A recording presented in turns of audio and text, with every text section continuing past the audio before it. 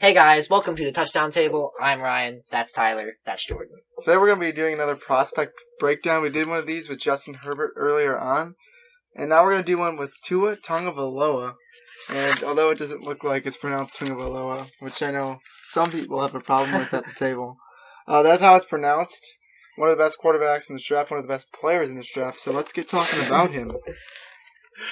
Who wants to talk? Well, I'll start off with some pros with Tua that I noticed when watching film. Very mobile. He avoids initial pressure well. He has very good footwork. And his release is just really good. The ball comes out of his hand nicely, tight spiral on his throws. Sometimes I feel his throws could use a little more velocity, but the accuracy is usually pretty good. So just starting off with some pros, and we'll get into the cons later, but he does a lot of things good. He's been in a lot of big moments, obviously. His kind of first, I guess you could say, epic moment in his college football career was when he led Alabama to that comeback victory against Georgia in the national championship game a couple years ago. That really set the foundation for his legacy, and he was projected to be, the guy this draft. He was projected to be number one overall pick, no doubt, and then the injuries happened, so there's also some stuff to look at there. Yeah, you mentioned the injuries, and you mentioned the tank for Tua thing before the season. Now it's turned into blow for Joe, or whatever you want to call it. The Bengals have that number one pick, so they get to choose what they get to do. Ultimately, I'll probably end up blowing for Joe. That sounds kind of weird when I say it out loud, but hey, whatever. Meanwhile, we go to Tagovailoa. His stock, as you said, has dropped a little bit. Yeah. Some people, like the man to my right, have people ranked in front of him, or obviously in front of him, but I think at not number two position. Most people have Tagovailoa at 2 on their board. Mr. Ryan next to me has him at 3. He has Justin Herbert at number 2. He's talking about quarterback specifically. Yeah. Mm-hmm. Yeah. Not overall. But we did a video on Justin Herbert, the same type of video, so if you're interested in that, go check it out if you haven't already. But the obvious thing with Tagovailoa, the thing that kind of brought his stock down a little bit, was the injury that he had to his ankle this season. It kind of made him not play as well as he usually would, and also cut his season short, so he was not able to play the extent of the season and show off what he can do in his last season in college football. So whatever team drafts him, they'll have to have that risk factor of possibly drafting a guy that has had some history with some injuries and could possibly get injured. You don't want a guy who's constantly being injured to be your franchise quarterback, which is most likely what he would be drafted at, because his stock is so good right now as being one of the best quarterbacks in this draft. And I'm one of the people that thinks Tua is better than Justin Herbert, but it's not by an extreme amount. Like we mentioned before, everything was tanking for Tua. He still is very good player, and because of his injury, his draft stock has dropped. But I feel like sometimes it can be a little too unfair, because if we were to go back in time, think about how people were talking about Tua Tagovailoa just a couple of months ago, and then come to where we are now. It's so different. But a lot of things that I like from Tua, his release you mentioned, he's able to find receivers quickly as well. The RPO style that they played in Alabama, he was really good in. That can translate to offenses very well in the NFL. You mentioned the injury thing. Yeah. That's a problem. And just an update on that, I believe that his hip is doing all right. Yeah, it's doing all right, and I think he is he's cleared to do football stuff. So he'll be at his pro day. Most likely we'll be able to see him there, I think. That's correct. His goal is to get there for his pro day, and I think he has a possibility of doing that right now. He's evasive. I'm going to keep saying some more things about him. The slant routes go with the RPO. He's a great teammate. He stays calm. But I feel like when he can get pressured from the front, not so much from behind him, but when he gets pressured in the front and sees pressure, he can kind of freak out. And there's just a couple of small things with Tua that in his play that you can point out and say, oh, that's not so good. But right now, it's really just the injury thing. Yeah, and one more con that I'm going to add when I watch, that I notice when I watch Tua is sometimes when there's a long-lasting play, I feel like he just doesn't know when it's right to take a sack or throw the ball away. I feel like sometimes he just feels that he... Kind of like Deshaun Watson. Well, no, that's a fair point, too. College, yeah, especially we see a lot, it's kind of a new style of play with these quarterbacks. Yeah. And sometimes it's really good, and sometimes you're like, how did he make that play? How did he avoid that hit? And sometimes you're like, why didn't he just take the sack or throw it away? And I feel like with Tua, sometimes there's just throws where I say, dude, you should just throw that away or taking the sack. not every play is going to be a touchdown. I know you have that potential to make something big happen every day, but realistically, you just have to know when it's right to just slide or take the sack and just do the right thing. So decision making on long lasting plays is a concern. Yeah, that's a good point, Jordan. I'm just going to add on to what he was saying. So Really fast here. We both had one. There's a couple times, like you said, where he forces the ball downfield. Yeah. I forgot what team it was against, but one time they were in the red zone. He was rolling out of the pocket, and I don't know who he was throwing to, but they weren't open. He threw a pick, and what's funny about that, first of all, it wasn't the right decision. But the highlight of that play was Henry Ruggs catching up to the player. Do you remember that? He was in the end zone and then ran down. I was watching that on film, and I noticed that, and I was like, I don't remember the play. I remember the play. I don't remember the team they were playing. Yeah, that's what I said too. I know. Jordan? I'm just agreeing.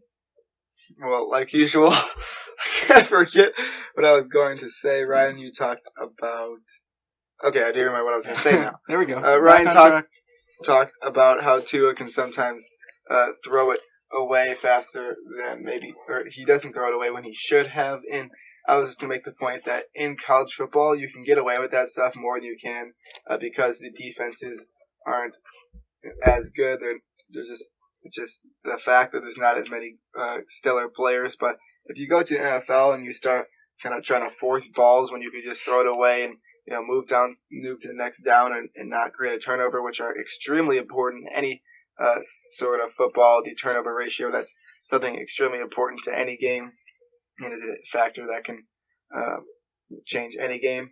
So in college football, yeah, he can get away with that with some more. But once he goes into the NFL, that's going to be something he has to work on because he can't force balls when these defenses are so much more disciplined and can make a lot better plays and really know how to read the quarterback just as much as the quarterback tries to read them. And that's something you see a lot from rookie quarterbacks in the NFL because, like you said, that's not something you're used to. It's something you have to adjust to. But I think with Tua, this brings me to my next point. You have to let him sit for a little bit, get used to the NFL life, especially with the injuries that he's had in the last couple of months. And watching games, he can start to realize that kind of stuff. And when he gets his chance, which he will, he'll be a lot better of a quarterback because of it. Now that we're talking about his chances, where do you guys think specifically Tua is going to go? Well, I think that with a trade up, he could go as high as 3 if you look at a team like Miami or the Los Angeles Chargers or some other dark horse team that wants to trade up for him and take him at number 3 to ensure that no one jumps any higher and that they're able to get him.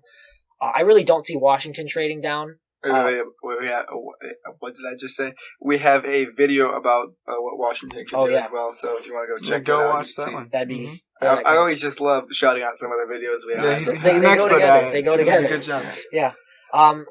So I really think the ceiling is probably 3rd overall. Is he worth that high in my opinion? No, but again, I'm talking about what I think teams will do, not where I have him graded personally. But, I mean, there is a chance that maybe teams aren't as high on him as we think, and maybe teams are shying away from the injuries or because of the injuries, and they're concerned that he hasn't thrown at the combine and that he missed so much time. Maybe he does slide down to more of the 10-12 range, but, I mean, his ceiling is very high and his floor is very low, and, quarterbacks always go high. The teams will always find a way to make an excuse to take their quarterback. There's no way he falls behind or falls after the 12th, 13th pick. He's gone by the time we're at the halfway point of the first round. Especially in today's NFL, a lot of people just kind of reach for the quarterback. If Daniel Jones can go 6th, he'll be fine. Okay, let's be honest. Come on. Well, let's tie this into free agency just a little bit here because I do. Because there's a lot of quarterbacks in free agency, so who knows if these top teams in the draft are going to go out and try and get a quarterback in free agency, or if they're going to go to the draft. And we're going to find that out as the week goes on because that's when free agency is going to really start to kick up, which is really exciting. We made a video about that. I'm going to plug a video as well. We made some predictions. So go watch that video also. And while Tyler's making a plug, I might as well make another one. Okay. We also have a post about that on our Instagram. There you go. Yes, so we do. shout out the YouTube, but also the Instagram. Go check that out. We have a post about our predictions for free agency. We all made it. I don't know. I think you put 3 up there, right? Yeah, one of each of us. Yeah, so we put 3 predictions up there, one from all of us. And there are more in that video. If you're interested, go check it out and follow us on Instagram.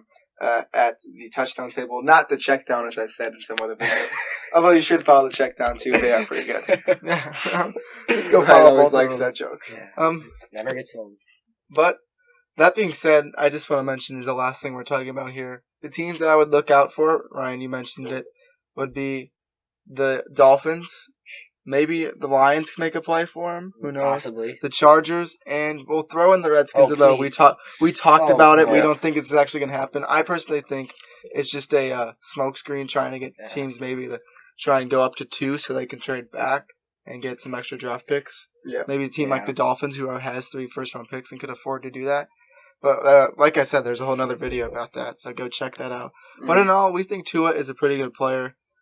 And there's a lot of good things we talked about, a lot of bad things.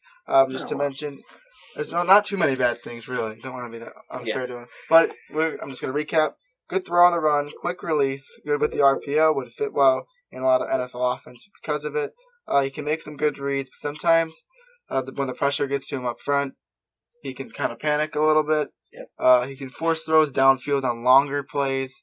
And lastly, the injury obviously being the main issue, especially with the hip injury. It's tough to recover from those. Yeah. But from what we've heard, he's doing okay. So, with that, I'm going to do our little conclusion here. Thanks for watching this video. Make sure to like the video, subscribe to our channel, hit the notification bell, and comment down below where you think Tua is going to go. What you think of Tua in general, what you think of what we said. With that, we'll see you guys later. See ya.